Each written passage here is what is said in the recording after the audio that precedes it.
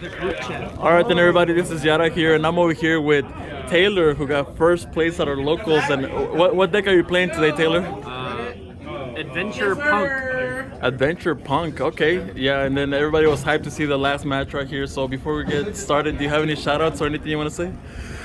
Shout out to Goat Scene, Paco Garcia. We've been working on the deck a lot together. This list is not what it's supposed to be. Shout out to my big brother Taylor. Shout out to the Goons. Happy birthday, Robert, Nick. It's Brandon's birthday this week. Just everybody that plays with us. Okay.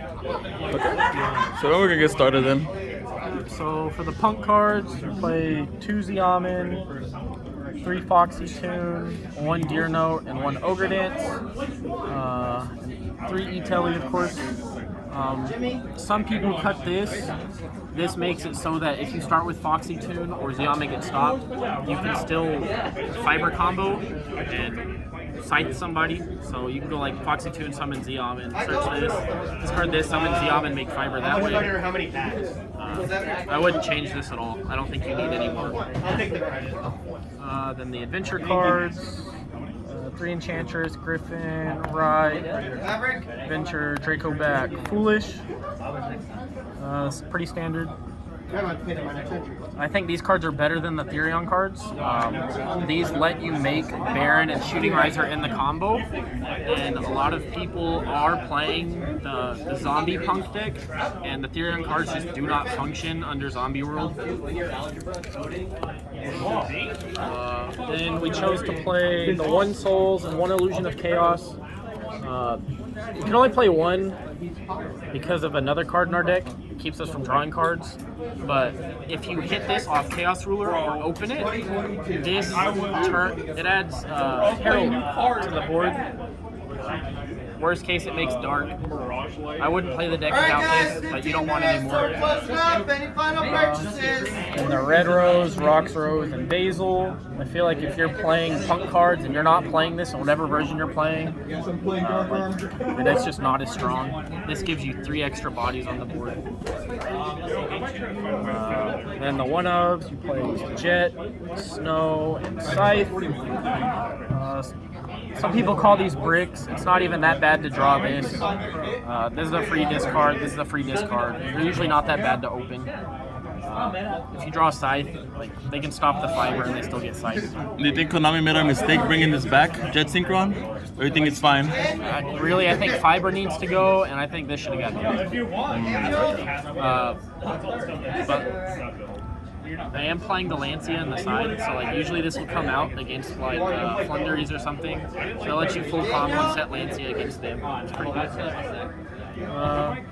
I chose these hand traps for locals mostly, so I'm not playing Nib or anything. 3 Ash, 3 Droll, 1 Veiler, 3 Droplet is going second cards. Ash is just generically good.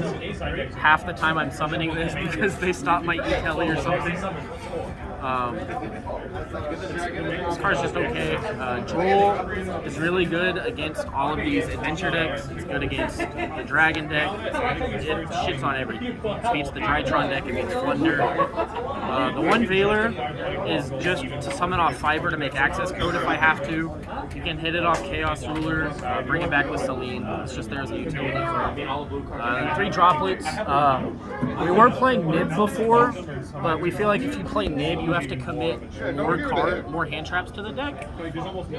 Nib by itself doesn't beat a single deck. So you have to open Nib plus Gamma, Nib plus Imperm, or Nib plus Veiler, and we would much rather Droll them or Ash them and make the board manageable, and then break the board and Scythe them, and Droplets makes that much easier while playing less cards. Then the last 4 cards, we played Called By and 3 Prosperity. I would not be playing this deck without this card. You have to play this card. This is the best card in the game. Do you go for 3 or 6? Usually only 3 if my hand's playable. If it's unplayable, which I haven't hard bricked, but I played the deck for 2 weeks. I haven't hard bricked a single time. But like the bad hands, usually you just go for 3. I'm saying that. The extra deck, play 1 Herald, Usually you just make this after you summon the Rocks Rose, and then you make Shooting Riser, and then after you summon the Snow, you can basically back the thing and summon Souls and make Herald. You Wonder Magician, pop the Scythe. Against back row decks, they usually won't play, and then you'll be like, oh, well, they're not playing a combo deck, this will pop a set card. Shooting Riser, you make this in the combo. Black Rose to go with the Shooting Riser. Usually you just send the Snow, they try to play, do whatever. You summon the Snow, book their tuner, and then Shooting Riser and Snow, you Black Rose them, and they can't play. I haven't seen these on any other deck list. How often does that come up, the Black Rose? This came up twice today, but usually when we're playing on DB, this comes up a lot against Sword Soul. Because in a sided game, you'll send Token Collector with the Shooting Riser, and they'll summon a token, you summon it back, pop their token, and they keep trying to play, and then you just Black Rose them. Chaos Ruler, Hot Red, Baron, these are all necessary. I'm not playing another 10 just because I wanted the Black Rose. The Black Rose comes up a lot going second too. You'll bait out a lot of negates playing like, there are times you throw Herald into a board or you throw Baron into a board and they have to stop it. Then you can just Black Rose after. Links, you play one Link Kribo. This is for when you brick, and this makes it so that Fiber just makes a Dagda. Dark Charmer, this card hasn't come up that often. When it does, it's usually just because I have like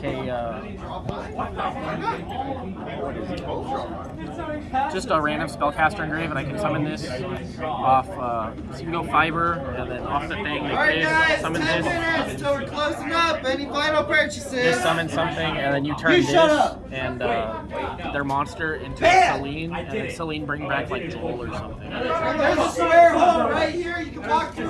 Fiber, Dagda, Unicorn, Celine, access code. You know, and this 15th card has not come up often, but we have got, this deck cannot out Rexter, cannot beat the Dynamorphia cards, this deck cannot beat the Rival at Ignister, it can barely beat the Marincest Big Boss Monster. So we are committing this 15th spot to Underworld Goddess. Oh, okay, that's pretty good right there, yeah. The ABC deck, half the time, they'll make Crooked Cook when they get stopped. We cannot beat that card. Like, we need an out to these cards. The side deck, I should probably only be playing one of these because you send it off in the combo. I played 2 Token Collector for Sword Soul and Adventure decks. It wasn't 3. But I chose to play the 1 Lancia so I could side out Scythe. This card's okay. It's really good against like the Flunder decks. Keeps you from dying against Drytron. They can't Natasha your board after you stop them. It's really good against the Dragon deck. There's always the chance you can draw it. Then 3 Twin. This is all I played for going second cards against back row decks. I don't think Red Reboot's worth it in this deck. I mean, at best it hits an anti-spell, but like even if you Red Reboot them, you still have to deal with their whole board. Like, you just rather put them on, like stopping their engine and put them on drawing anti-spell, rather than stopping the anti-spell and still losing to their engine. 3 Dark Ruler. You just put this in against combo decks. And then the last 3 are 3 D-Barrier and 3 Anti-Spell. These cards are okay. Our locals isn't a whole lot of Despia or anything anymore, but calling Synchros with this against all the Punk decks is still pretty good. It makes the choke points a lot more apparent. This card goes Burr. This card is nice, but I'll probably take it out for something else. I think that's it. Alright, so overall thoughts, is this version better than the Therion version? I think so. Okay. I think the bad hands in this deck are a lot better than the bad hands in the Therion version. In this deck you can at least attempt to play.